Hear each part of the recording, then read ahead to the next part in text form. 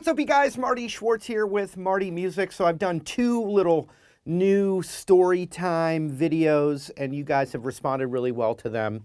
So here's another one. And don't worry, I'm going to keep doing all my lessons. This is just like bonus material, but I've really enjoyed the feedback and being able to, tell more about my actual life story. So here we go. This one is about basically just my story or version of events of having a YouTube career, because I've done it so long, over 17 years, that 17 years ago, a YouTube career wasn't a career path to try and achieve. Now it is. But when I was doing it, there wasn't such a thing. So it wasn't what my goal was. I was literally finding my way to a YouTube career as YouTube became a career path for anybody. So if we cut back to, I graduated college with a music degree in 1997.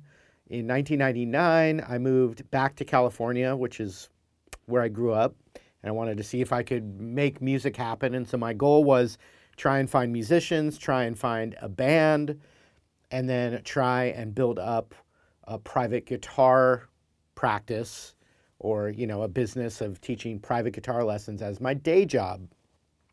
And so a couple years in, I was doing that very thing. Right around the year 2000, I got in a San Diego band called Wise Monkey Orchestra for long, and toured all over the country. That's where my story about getting attacked on stage comes from, which I'm going to tell that story a little bit later. I'm kind of going, through my autobiography main points, because anyone watching really knows me from teaching you on YouTube. So in 2000, I get into this band. I tour in the band. We play some pretty big shows in San Diego specifically. We were very popular in San Diego at the time, and so that kind of got my foot in the door in a music scene. And through that, I was able to start kind of building up a business of teaching private guitar in Orange County, California, and San Diego. I moved halfway in between proper San Diego and Orange County, and was starting a family. And so by 2005, that was when my daughter was born. And then in 2008, my son was born. But right around the time of, having kids and really starting to kind of regret doing music for a living. I never regretted playing music, playing guitar, playing in bands, all of that. I never regretted it. But the actual trying to just make my entire living and support a family just with the guitar was starting to be very discouraging by 2005. I had a lot of private students, so I was very busy. I had a lot of different gigs. The band Wise Monkey was one of them, but I also played cover bands and solo looper gigs at restaurants. I did everything I could possibly do with music at that point. In 2005, I had a little ad running in this little newspaper, a little mini ad newspaper called The Penny Saver. Any boomers and Gen X out there, they'll know The Penny Saver. From there, the next generations probably don't know The Penny Saver, but it's the equivalent of a print version of like a Facebook ad. So I picked little regions of where I wanted to, as far out as I would want to teach guitar lessons. And I had a Penny Saver ad. I want to say it was probably about $20 a week that I spent to show up in people's mailboxes. And it said, private guitar teacher, music degree, good with kids, all styles, all levels. Something like that. That's a paraphrase. So around that time in 2005, I get a random phone call from that ad. And it was an elementary school in Carlsbad, California, called Kelly Elementary School. And it was kind of almost out of the movie School of Rock. They had lost, last second, right before school started, their normal music teacher quit. It was like a family issue, or they moved. I don't remember the story, but basically they thought they had a music teacher, general music. They thought they had a music teacher, and then she quit at the last second. And so they were kind of stuck needing a music teacher. And so they were kind of looking out, getting referrals, looking all out. And they saw my Penny Saver ad. And because I had a music degree and I taught guitar, they thought, well, let's at least call this ad. And so they called me and they said, yeah, we're looking for a music teacher for the elementary school. I had never thought about doing that ever. It was not something that had crossed my mind ever, because to be a proper elementary, like public school teacher, you need a teaching credential, which I did not have. And so I said, well, I don't have a teaching credential. I have a music degree.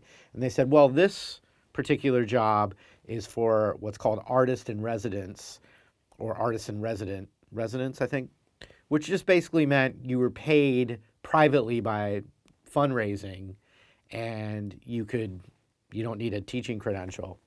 And so I thought about it, and one of the main reasons I really considered it is if I got into a school, elementary school, I taught a lot of little kids guitar. If I got into an elementary school as the music teacher, I thought to myself, wow, I could get a lot of private guitar students, which I need to support my family. I need as many as I can get. And so I told them, well, I have no experience, but I will go to the interview and just meet you guys, and we'll talk about it. So when I went into the interview, I told them, and this is so true, and this relates back to me also with my story of learning guitar and having a bad teacher and not liking music, or thinking it was me with no musical talent. But in reality, someone wasn't inspiring me enough. So I went into this meeting or interview, and it was a bunch of teachers, PTA. There was probably 8 women, moms, and teachers and faculty in the meeting. And I went in there and I said, okay, I'm a professional guitar player, musician. I gig. I teach private guitar lessons, and I've done this for a few years, ever since I graduated college. And so here I am as a professional musician. And when I took elementary school music in elementary school, I hated it. And I'm sure a lot of people can relate to that. And so I just think that's crazy that here I am, a full-time professional musician, and yet when we had music class in elementary school, I absolutely hated it. And then even in middle school, I did take a music elective, and I hated that as well. And the reason for it is because it wasn't exciting. It was very proper music education, immediately reading sheet music, sight singing really cornball songs, playing recorder, hot cross buns, all these different elements that weren't exciting or inspiring in any way, and kind of tedious. And I'm sure a lot of you can relate to that. So I just told them that. I said, I have no idea what I would be doing. So hopefully you guys have some books or curriculum that you can show me that I can look at, because I have no idea how to teach proper elementary school music. But I know that the number one thing I would want to do is make it super fun, play guitar for them, get them excited, and do the things that I would just do what I wish someone would have done for me when I was in elementary school. And I also said, I think I have a 10-month-old daughter so they kind of got the vibe. I'm a new dad. I'm trying to find my way and support a family. And so whatever I did in that interview resonated with them, and they called me maybe a week later and said, we'd like to give you a shot. And so I kind of got nervous, like, oh, what am I getting myself into? And it is true. I don't think I was like the ideal elementary school music teacher. And also it's crazy because that was in 2005. So all those little kids now are adults. Some have their own families now because it's been so long, 20 years ago. But basically I just kind of was winging it. I did my very best. I played guitar, I played rock, I rocked out, but then I also I had books of the curriculum. So I would teach kind of, the general music stuff. I would play, this land is your land, and, wheels on the bus. Because I taught kindergarten through 5th grade general music. And so for kindergartners, I had to teach head, shoulders, knees, and toes and sing little kid songs. And then in 5th grade, I got to get the recorders out, or marimbas and percussion, and play guitar, and try and inspire them and do the best I could with that. And so I kind of, I kind of found myself in a whole new version of myself as a music teacher and a musician. And just like I thought, I sure enough started to get all the private lessons I could handle within that community in Carlsbad, California.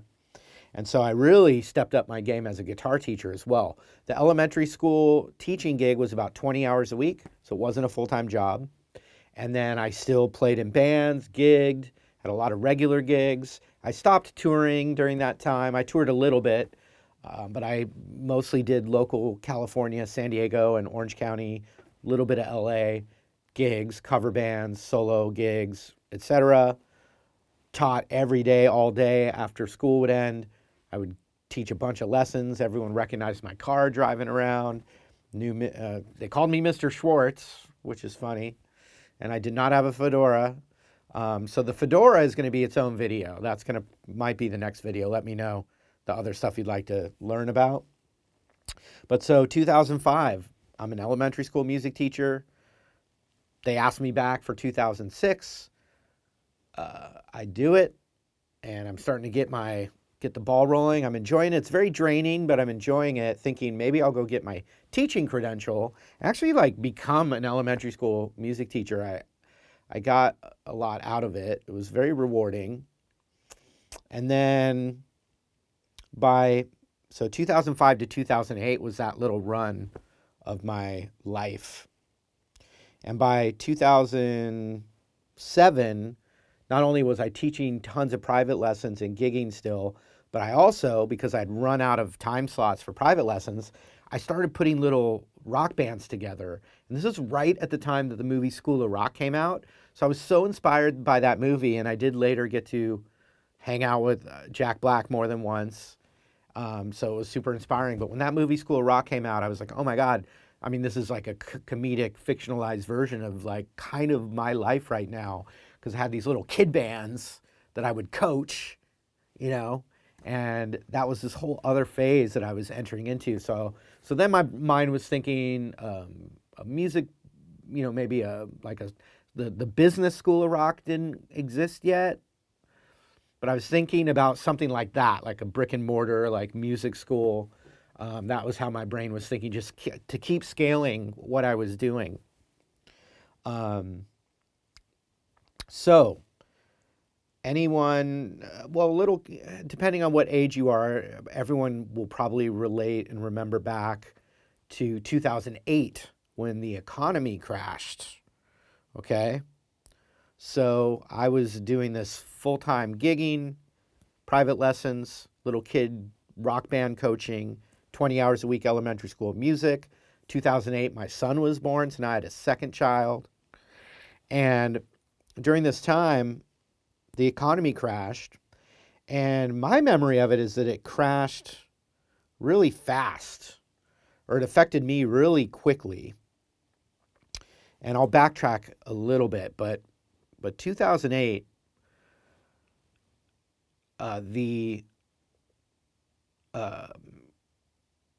everyone was being affected by it. So I had parents of students that I taught who lost their jobs. Money was getting cut to go to other things. So they cut the funding for the elementary school music program that I was teaching at. And then also playing at restaurants, bars, and gigs. People weren't going out as much. That's really when a lot of places started doing DJs instead of bands or live music. It's the first thing that those places cut. So a couple restaurants, etc. So it really affected me.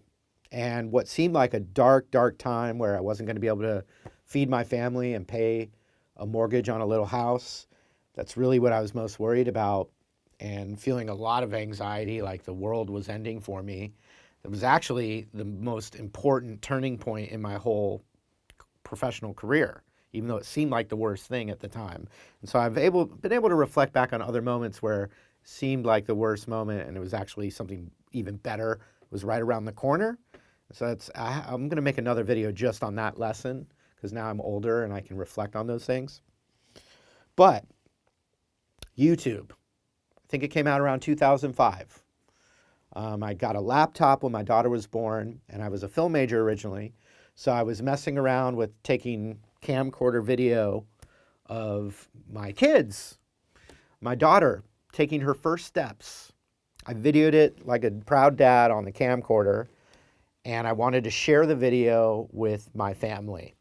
And back in 2000, we'll call it 2006, you couldn't take one, we didn't have the iPhone or phones with good video. Two, you couldn't just take a video clip easily and put it onto a computer and put it on the internet and email a video clip. You couldn't just share it like we do now. This is 2006. So, and this is another thing that you guys can relate to. People really enjoyed when I talked about the car stereo that pulled out with the CD player to protect it so, so someone wouldn't steal it. Here's a little olden days technology reference for you guys. I recorded on a camcorder that had a little, video cassette mini VHS tape in it. I had one of the early MacBook Pros, and I took the HDMI cable into the camcorder, into the MacBook, opened up a program called Image Capture. By the way, I made my early YouTube videos this way as well.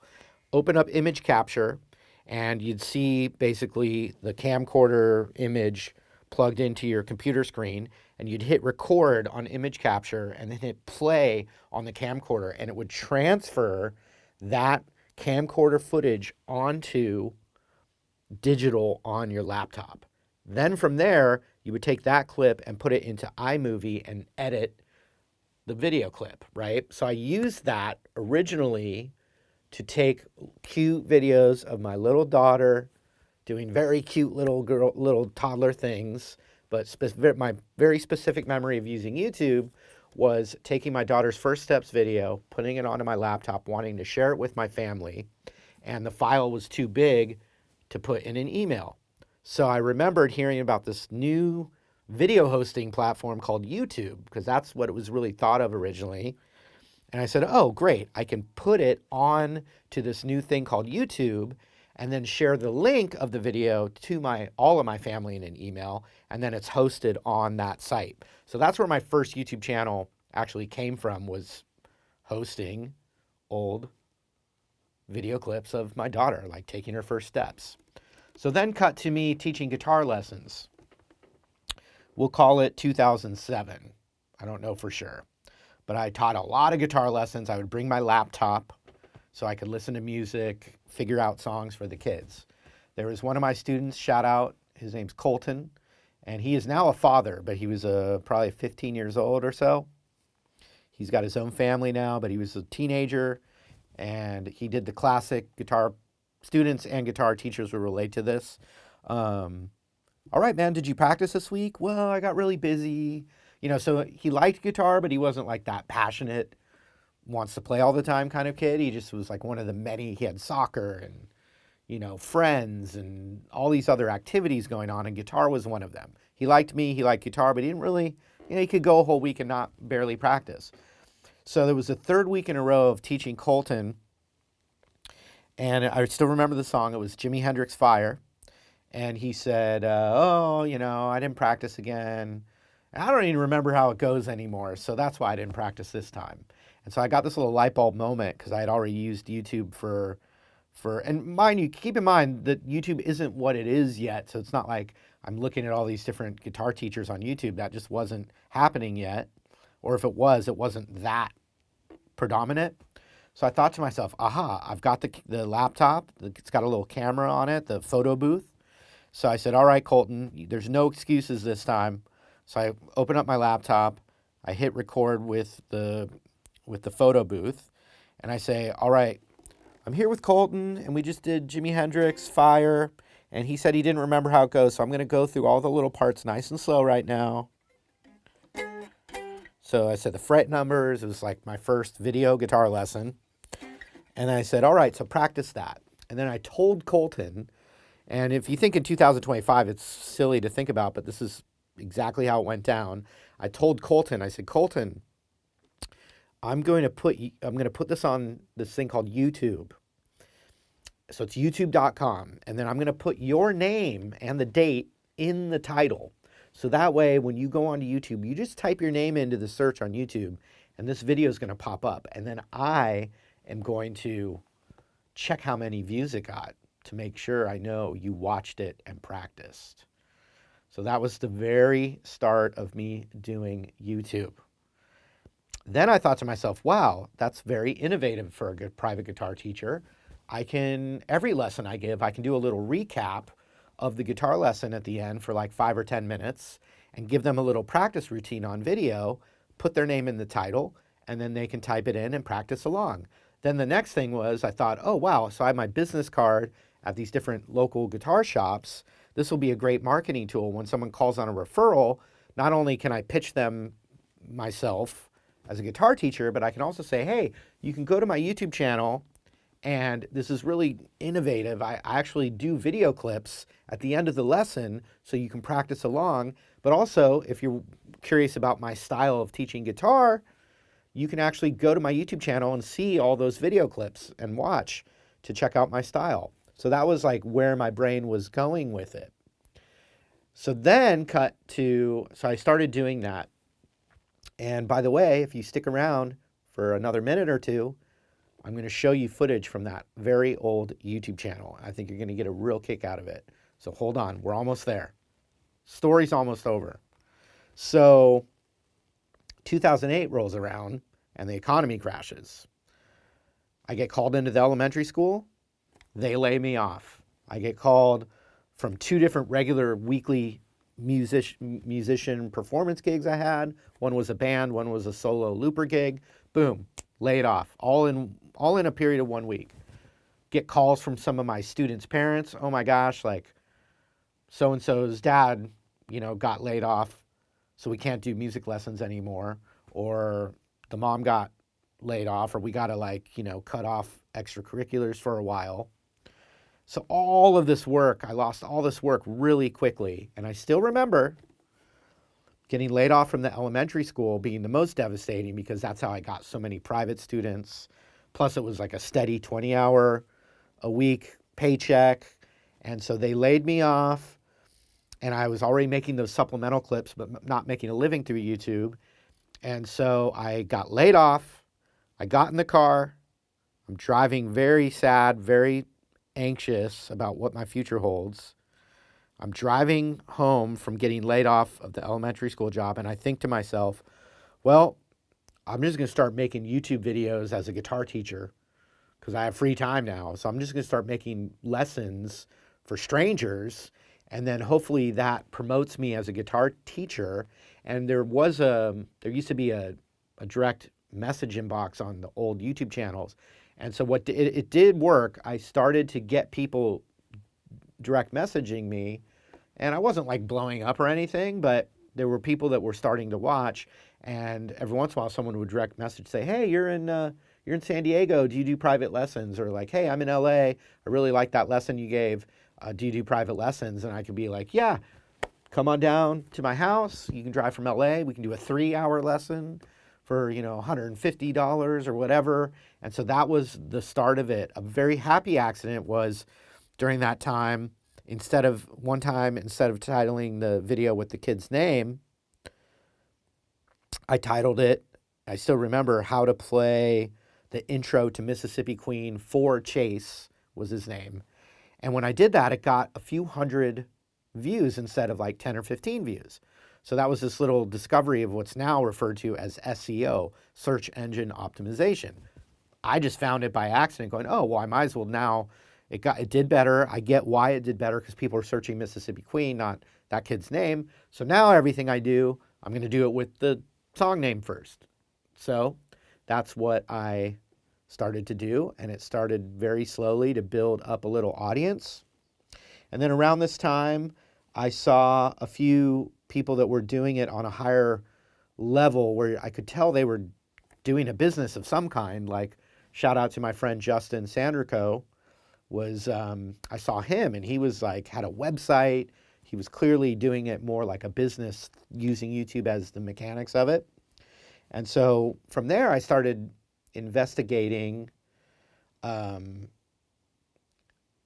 these other people. Like, what are these people doing? There was no ad revenue, there was no direct revenue from YouTube, but I started to just investigate, what are these people doing? And so eventually I figured, okay, well, I'm going to make DVDs of lesson material, which I'm still selling courses to this day. But so that was my next idea, was to burn my own DVDs of like how to play beginner guitar, how to play blues, how to play lead guitar. And then that way, if someone messaged me and let's say they were in Ohio, I could be like, well, yeah, I'm not in Ohio, but I have these DVDs. And so I kept investigating. And so that was 2008. And then through that,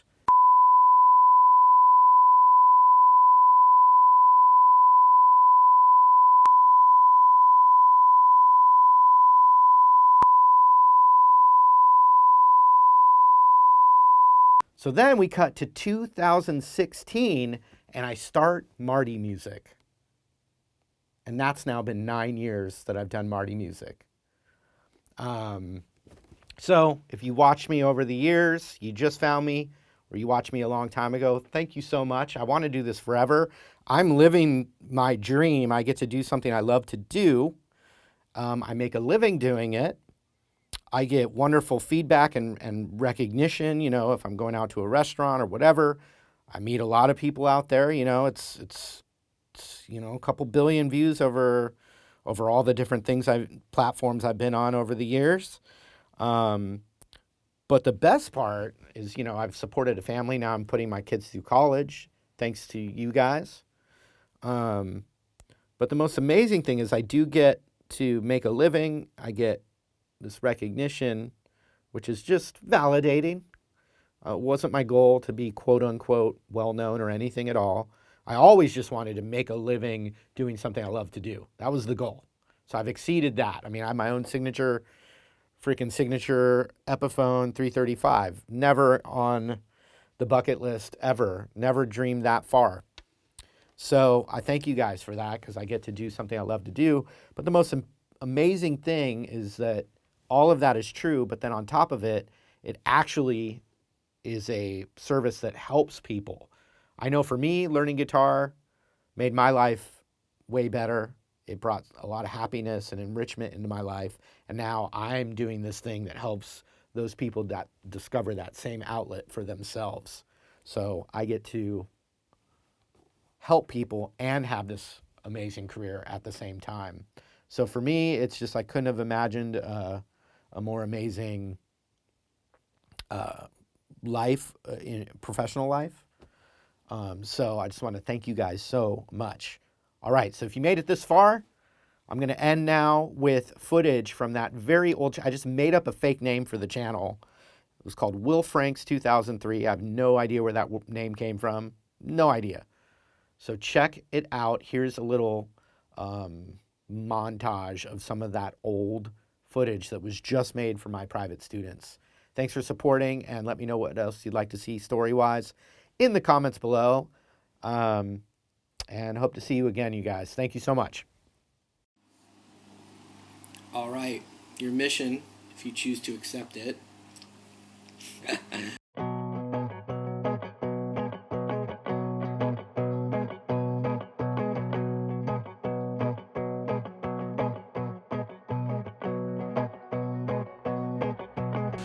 Marty Schwartz, what's up? Got Jonathan right here.